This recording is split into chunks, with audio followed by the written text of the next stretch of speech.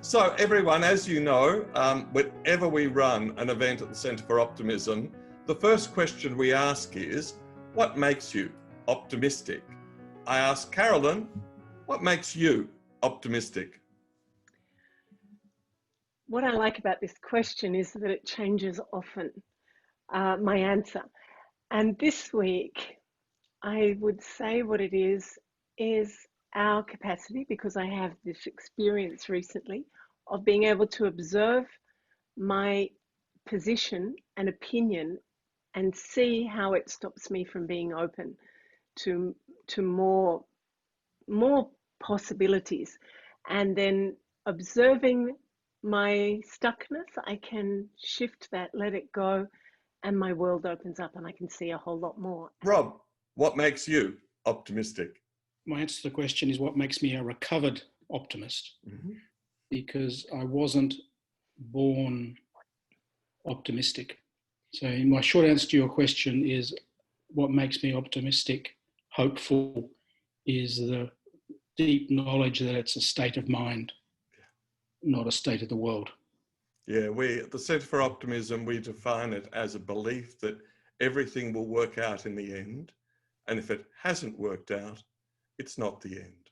But that's enough from me. May I hand the compere to Caroline for a wonderful and deep conversation between you, Caroline, and Rob. Thanks very much, Vic. Why I have invited Rob, and it is an intuitive invitation, but Rob is someone who, when I first met him, when he was living and working in Brazil, and we did some work there together, and he was working with McKinsey at the time. And I remember going to your office, and we had a conversation, and I don't know what I shared. I shared something, and you started to cry. And I was like, wow, this is pretty interesting, in the McKinsey office. And you said, oh yeah, that's me all the time.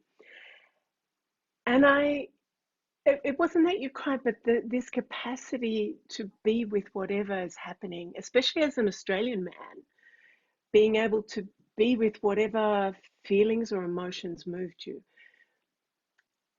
That was my first intrigue. And then when I saw you facilitate, and I put it like daringly intimate in your facilitation. You go places or hold spaces of silence. You bring poetry. And it's like, I want to hear more from you. And I think in these times when people aren't sure what to do or where to go or how to stay well internally, I figure we can have a conversation and see what happens, because I don't think you're like a control freak where you have to know the outcome. We can explore something. And I was saying before that with Rob, when I was looking for a photo to make the promo, I couldn't find one. Almost, there was only one I could find where he wasn't with a family member, and I didn't want to put with his family members because I hadn't invited them, and that was a bit kind of crossing a line for me. But that speaks to me a lot about who he is. So I'm going to read a tiny little poem by Gregory Orr as an entry point, and then I'm going to invite you to share a little bit your journey from the moment on the balcony in Rio to now. So this is a short poem from Gregory Orr, which says, to be alive, not just the carcass, but the spark. That's crudely put, but if we're not supposed to dance, why all this music? That's it. If we're not supposed to dance, why all this music? So Rob, can you share a little bit your transition, your aha moment, and your choices that are bringing you a life that you love living? Sure, firstly, I would like just to echo, I find this is unusual for me to be talking about my life like this. I've never been asked to do it before. I weave it in my work, but to be front and centre, it feels a bit weird. So bear with me. Thank you then. And when you asked that, because when you describe what you wanted, Caroline, there are actually a couple of stories to share that speak to where you're going, that I hope are helpful. The first, one of them involves you. They all happened in about a 3 to 4 month time period in Brazil, South America, 2000 and from about 2000, October the 6th to be precise, 2006 to sort of early January, February 2007. That was an intense sort of period. And I'll 3 stories, and one of them involves you. I'll start with you, Caroline. I was at McKinsey at the time, and the McKinsey has a sort of a structured career path. And I was doing well and fine and was going to be elected partner, but it was slower than, I was expecting and felt I deserved. And I could see people, becoming partner quicker than me. And it really annoyed me. And I think the balcony question you're referring to, Caroline, was I called Caroline. I was with my family, my parents-in-law in actually Buenos Aires. And I just needed to tell her I was so angry and pissed off, and I remember. And the McKinsey partner who was sort of overseeing the whole process of election, his name was Heitor. And Caroline said to me, "So what do you want to say to Heitor?" And I remember I sort of, I was on a cell phone at the time, and I stood with my back straight and I said, "I am right." And I literally started laughing to myself. Is that what you're referring to? Is that the moment? Yeah. It literally was like, shit, I'm angry and getting depressed and frustrated. And what I want to express is that I am right. Oh my God, what a waste of my time. Total, utter, absolute waste of my time. That's the first story. The second story happened about 2 months before that, actually, to be very precise, October the 6th, 2006, in a windowless room in Sao Paulo, McKinsey office. And I was recruiting facilitators. That's how I got to know Caroline, to help me, with Spanish, Portuguese speaking work with clients in South America. And we had a facilitator come in and they'd come in and they'd sort of exercise, they'd facilitate a process for us. So we get a sense to see how they worked and so on. So it was me and 4 or 5 other McKinsey people sitting, in this room, windowless room. And I was depressed and, angry and, feeling, why am I doing this? And I just was, out of sorts. At the best you could describe, that would be out of sorts. And his name was Marcelo Cardoso. And he came in and he did a visualization and he played some music and he did a whole process. And the visualization was imagine, and I felt like he was talking to me. He was talking to everybody, but I felt like he was talking to me. Imagine your life in 1 year. Just picture it vividly. 2 years, 5 years, 10 years. And I first was sort of shuffling in my seat thinking, what a waste of bloody time, God, jeez. And then I could see this picture and it's as vivid today in my life, in my mind as it was, October the 6th, 2006. And it was me walking a little white dog in the middle of the day with speckled blue sky, clouds, different shades of green along a path by a small stream. And tears, again, I must be this unusual Australian male, I cry all the time. Tears sort of began to seep from my eyes and were sort of soon cascading down my face at this picture, because this was me. And McKinsey partners don't walk their dogs in the middle of the day. That's not part of the job description. And so I had this gut felt pain that I'm living a lie. This life is for someone else, other people, not mine. And I'm trying to live their life. My life, I think what Caroline would describe as a soulful image, a picture, a metaphor that's me. And I'm messing it up. And so when you combine that with the Caroline, I want to be right, I sort of resolved in that 2 or 3 month period that I had to leave McKinsey because it wasn't my life. It was other people's lives, and great for them, and I had a great time, but it wasn't me. I was living a lie. And this picture of me walking a dog in the middle of the day is not a job description, but it captured who I am at a soulful, deeper level.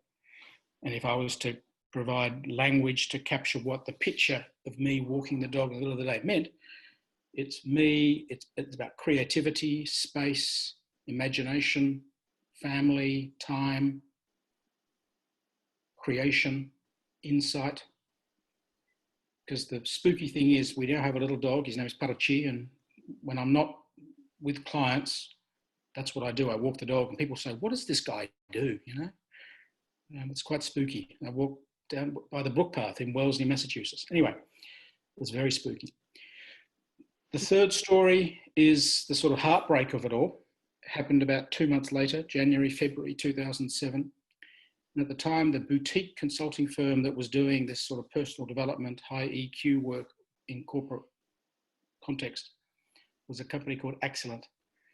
And their sort of guru, their, key person was a guy called Fred Kaufman, had written a book called Conscious Capitalism. And I was sort of pretty clear in my own intellectual mind that that was the place for me because they're the company that I could do the work I wanted to do. And so I met Fred in Sao Paulo, Italian restaurant, late January 2006. And he leaned across the table and he said, so what sort of life do you want, Rob? And I didn't have the courage to tell him the walking the dog in the middle of the day story. So I described, a more pragmatic representation of the same picture. And I said to him, Fred, I'm really clear. It's really clear to me the sort of life I want. He said, okay, tell me. I said, I want to be at home with my family, cooking, looking after the kids, being very present. And then I'll go and see my clients for 2 or 3 days. And I'll come back and I'll hang out, rest, think about the next thing I'm going to do, next intervention, the next client conversation, walk the dog, cook dinner, coach the girls' soccer team, then travel for 2 or 3 days, then come back. That's what I want to do. It's very clear to me. That's the life I want to lead. And he looked at me and he said, good luck. No hope. Wow. And I left that meeting absolutely heartbroken. Because if Fred Kaufman told me that picture, image, dream I had of the life I could lead was impossible, then, I'm just naive.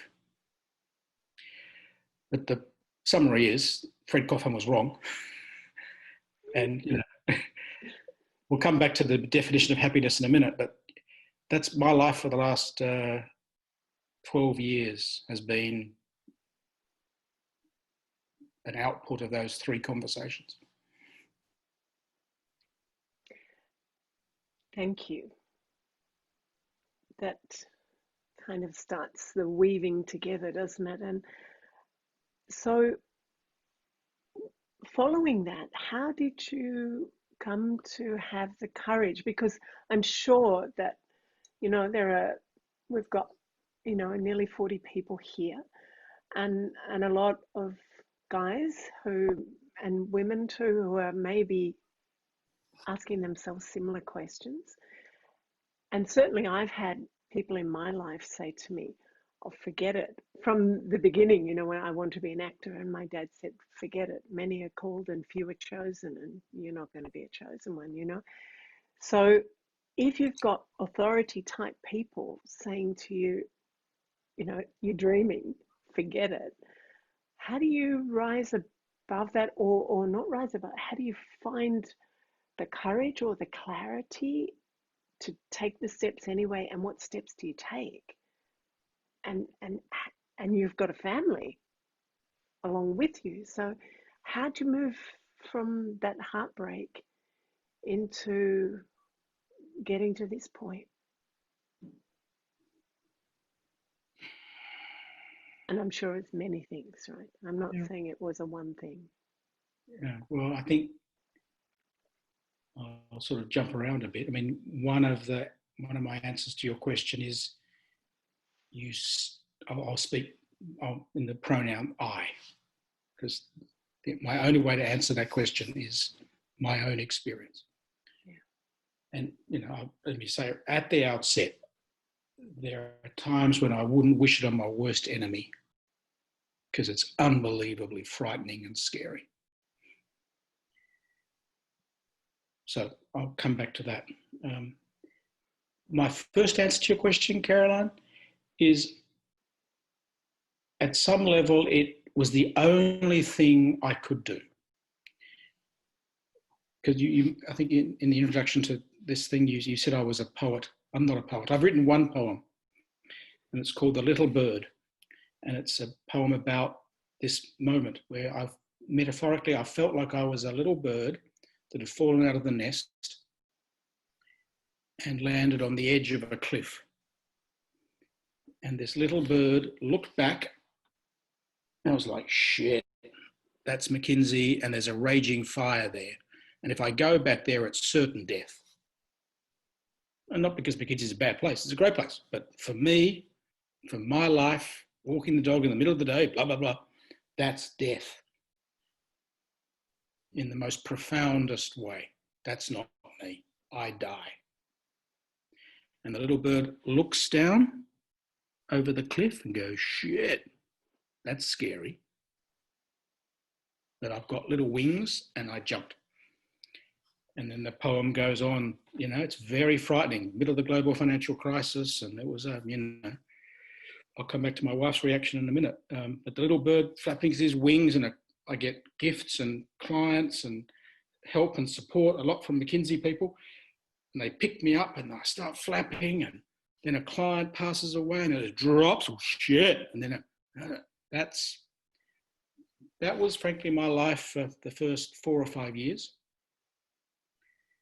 Going back to my wife, there was more gory details I won't bore you with, but very early on, it looked like the wheels were falling off. The boutique consulting firm I was going to join just didn't work out. It wasn't working out for me. And so I was going to go on do my work by myself, literally employ myself in the US, middle of the global financial crisis, no clients, no nothing, just me.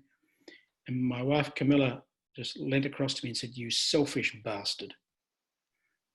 You've put our family at risk."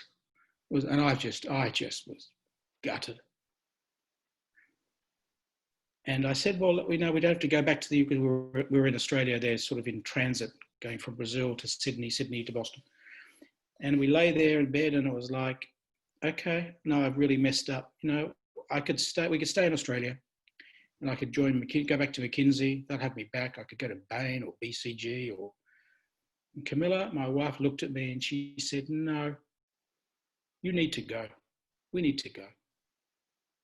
I'm incredibly grateful to my wife because I think I would have backed off. But she knew. So we got in a plane and headed back to the US, and that's where I started. And the last thing I'll say is I find poetry to be incredibly nurturing when I have, as I had, and continue to have, just less profoundly now because things stabilize. But in this, 3, 4, 5 years, 2007, 8, 9, 10, I found poetry, some particular poems, particularly nurturing and strengthening. And one of them is by Mary Oliver. It's called The Journey. I don't know if you know it, Caroline. You sent it to me. Oh, did I? Oh, there we go. One day you finally knew what you had to do and begun. One day you finally knew what you had to do and begun. Though the voices, like Fred Kaufman, though the voices around you kept shouting their bad advice, you didn't listen. You knew what you had to do. Though the wind pried with its stiff fingers at the very foundation, though the melancholy was terrible, and it was already a wild night, and the road full of fallen branches and stones. But little by little, as you left the stars behind, the stars began to burn through the sheets of clouds, and there was a new voice that you gradually recognized as your own, that kept you company as you strode deeper and deeper into the world, determined to do the only thing you could do, determined to save the only life you could save. So going back to your question, I remember reciting that poem for myself 65 billion times between 2008 and 2012. And now I use it with clients, but its first use was to sustain myself. And I still use it for myself once a month. There's a long answer to your question. No, it's the perfect answer to my question. It's interesting.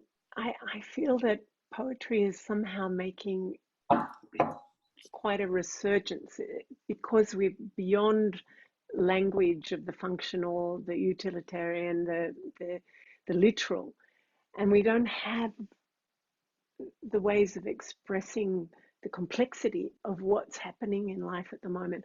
I remember, you know, that I worked in about 60 countries with women all over the world and waking up, and I think you wrote a testimonial for my book, The Four Faces of Women, and said, this isn't for women, it's for everyone. Yeah. And one of the things that I started a few years ago, maybe, and we talked about this, the last conversation we had was with all the systemic movement of women to being more awake, what impact does that have on men? You know, I was going, what's going down with my brothers, you know? And I had a conversation with you, and I had a number of conversations. And there was one guy in Chile who I knew, and he said, it was like this little secret club. He said, I've been meeting for about 2 years, every 2 weeks, with a group of 15 men. And our conversation is about what is the new masculinity? What is it? How do we live it? Who are we in it? Etc. He said, but what happened? He said, we talked a lot for a long time, and we found just our egos and intellectualizing would come in. And so in the end, we just decided we only do poetry. So every 2 weeks, this group would get together. Each one, they would write poetry sometimes, or they would bring a poem and they would explore the poem together.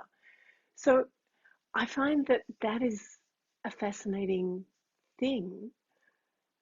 For me, that was fascinating. Fascinating. So how do you use poetry with your clients, these you know, leadership teams of the big organizations, and in what way? How are you using poetry for them?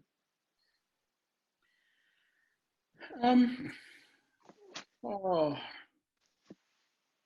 the first thing I think I'd say in response is it's the most fun I have. When I am on my game, lucky and good to be able to bring a poem at the right time, in the right context, in the right way, it is so much fun.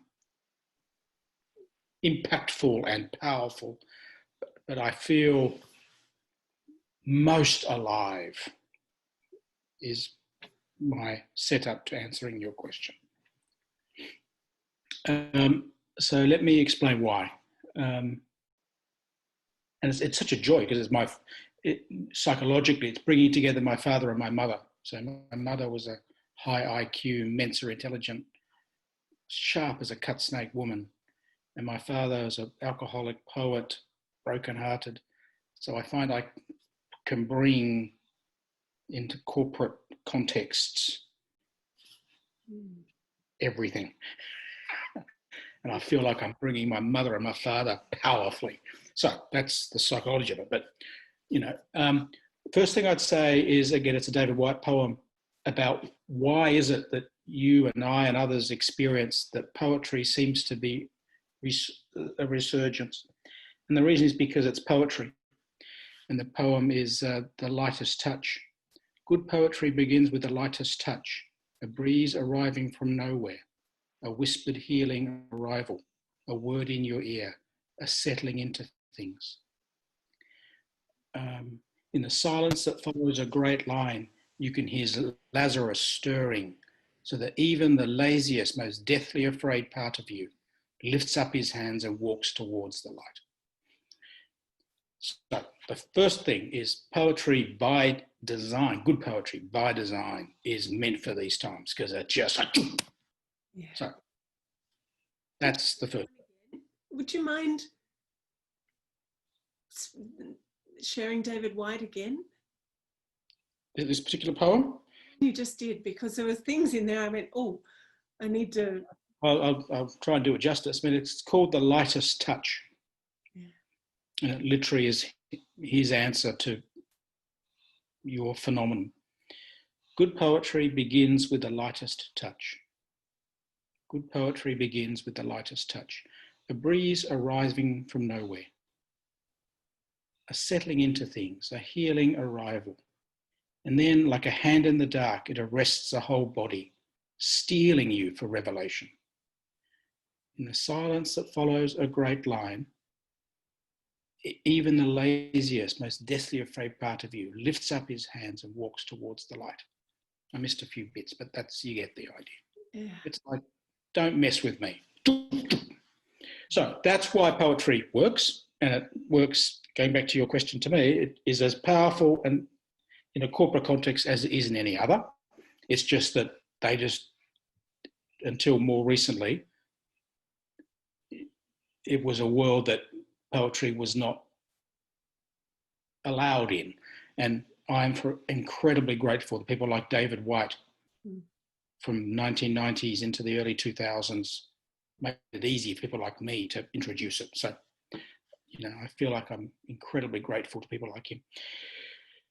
To answer your question in terms of how to do it practically, you know, so many ways. I'll give you two examples, two very practical examples. I mean, I use it to sort of set a context and a tone and a frame. So, you know, I'm starting off a workshop, starting off work or a meeting with clients. I did this at Yale New Haven Health System about 6 years ago, and I continue to work there. And I remember starting off the meeting with a poem from Mary Oliver. Well, it's an excerpt from a poem from Mary Oliver called When It's Over. And so the meeting's sort of starting, and we're sort of going through the agenda and a couple of, you know, PowerPoint slides. And then I stood up and I said, but just to be clear, what this is really about is summarised in this short excerpt from a Mary Oliver, who she passed, at that time she was alive. This was, you know, 2013 or something. And Mary Oliver's like 5'6", pocket dynamo, lives in Provincetown, Pulitzer Prize winner. So you legitimise that, you know, this woman's got something to say. And the poem goes, or at least the opening line is, when it's over, I want to say, all my life, I was the bride married to amazement. I was the bridegroom taking the whole world into my arms. When it's over, I don't want to find myself something and something, full of argument and doubt. I don't want to just have visited this world. Yeah. So I remember I read it better than that. It was like, oh shit, all right, so hold on to your horses. We're going to do some stuff together. So I used it there to set a frame and a context, what this is really about. It's not that PowerPoint chart you see up there. You know, and I continue to work there, you know, 7 years later. So I must be doing something right. And that's Yale, by the way. You know, that's, you know, Yale. Second example, more intimate, and he wouldn't mind me saying this. Natura is a massive cosmetics company in Brazil. You know it, Caroline, and those you know. Very, you know, new age, you know, ahead of its time in terms of its ethics, and Amazon, and it bought Avon a year or two ago, and it bought The Body Shop. It's now a global direct-to-consumer cosmetics company. And I know very well the CEO of the Brazil business. who now runs in Natura and Avon and Body Shop in Latin America. He wouldn't. I'm going out on a limb here, but JP wouldn't mind. His name's Joel Polo, JP. And I met him when I was doing work with Unilever, in 2008-9. And I'd helped him make the transition from there to Natura, where he became head of supply chain and then became the big CEO. So we stay in touch, and he sends me a gift. I get very nice cosmetics from JP every Christmas, and we stay in touch. Anyway, I'm coaching an Egon Zehnder partner who's doing work with JP in selection of executives and so on. And I talked with Kadu, and Kadu tells me that JP had a meeting with JP. This is literally 3 weeks ago, and JP seemed quite depressed. And he knew, and the Egon Zehnder partner knew that I knew JP, so he said a bit worried about JP. He seemed very down. And he described some of the machinations within Avon and Natura, and I won't bore you with the details. And then Kadu went on to say he was presenting a 54-page deck, to JP. And I remember thinking, shit, JP, if he's depressed, and I could see the machinations, why JP is depressed. I think, Kadu, you're wasting your time. And Kadu, to his credit, said, and I just think this deck is missing something. So that's why I wanted to ask your advice, Rob. One of those moments where, like I said at the beginning of this piece, I felt incredibly alive. I said, I know exactly what you need to give to JP. And Kadu said, what? And I said, a poem. And Kadu's an ex-McKinsey guy, so he sort of knew I was a bit weird. And I say, and the poem's called The Well of Grief by David White. And Kadu's going, okay, tell me, The Well of Grief. And it goes, those who will not slip beneath the still surface of the well of grief, turning to its black water to the place we cannot breathe, will never know the source from which we drink, the secret water, cold and pure, and nor will they discover in the darkness the small gold coins thrown by those who wished for something else. So I do it a couple of times for Kadu, and he goes, oh, I think I'm getting it. I said, JP, you give this poem to JP, because I knew JP from my earlier work. He loved David White. We'd done some work together. I knew David White's, the name would resonate. Anyway, so Kadu then calls JP and says, I've spoken with Rob, and here's the poem. And JP goes, oh, wow. Oh, that's exactly what I needed. That's exact, because I've been in the well of grief, and I need to go into it deeply. And that's, anyways, I won't bore you with the details. And then JP sent me a text the next day saying, I just want to thank you. It was like the perfect thing, blah, blah, blah, blah, blah. And I felt so happy. Yeah. And it was a David White poem, and, I haven't seen JP for, 10 years. But I made a difference at a critical moment in his energy levels, his level of meaning, in some big challenges he's having, and I'm going to, in this Optimist Heart, we usually take a space somewhere, it's not programmed, but somewhere for a kind of meditation or reflection. I'm going to choose the now moment, because I think the poem that you just spoke and others, and we're kind of trundling on, which I love, but I just want to offer everyone a space to sit with something that has spoken to them from this last 40 minutes, because there's massive amounts of resonance, I would say, here. So is that okay with you, Rob? Yeah. Yeah. Okay. I'm just drinking scotch in Boston. I'm cool. quoting David White poetry. Man, life could be worse. Okay, so let's just take a few minutes, and wherever you are, in whichever place, probably in your home, if you can, just feel just as comfortable as you can, and close your eyes, keep your eyes open, however it works best for you. Being aware of your breath, and how, if you just focus on it, be aware of it, it naturally becomes deeper and more expansive. And that somehow in the breathing, something is sitting with you in your internal world that's speaking to you from these last 40 minutes. Maybe it's reflecting something that was already with you, and it's underlining it. And you just keep breathing beautifully, easily, naturally. Maybe it's something new that's awakened.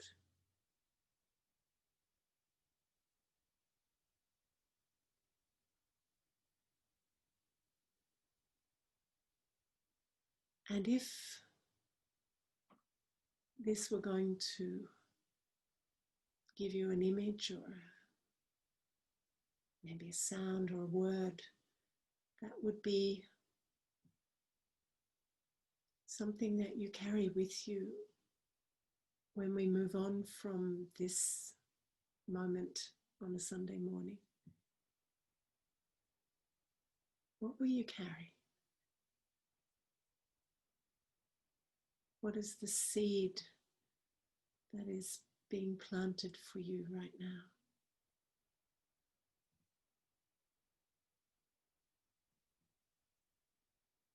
What's its texture, its color?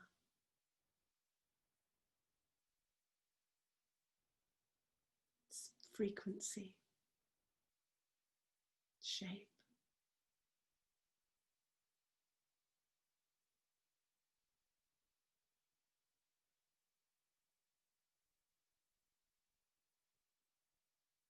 And if you could take it and hold it to the light, what would be the new thing that you would see held up to the light?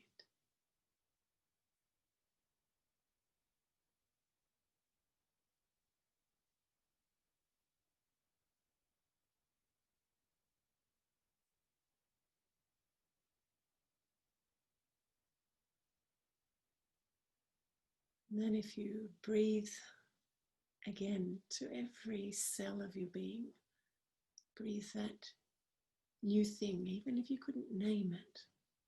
But just imagine that you can just breathe that new thing into every single cell of your being.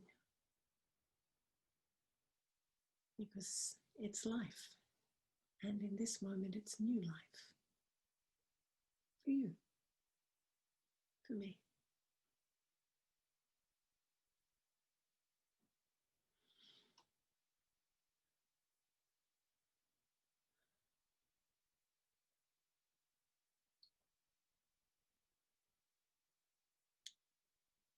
So,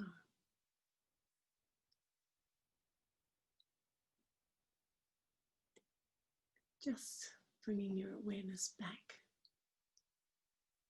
to where we are here and now.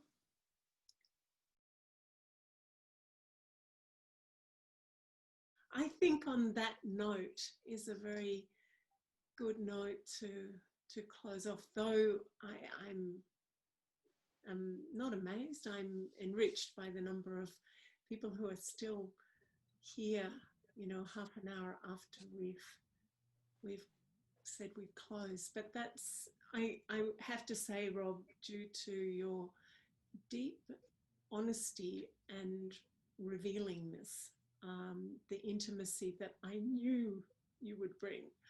And I thank you so much for that, because it's just been a bubble of beauty for me. And that's due in huge part to your presencing today. So thank you so much.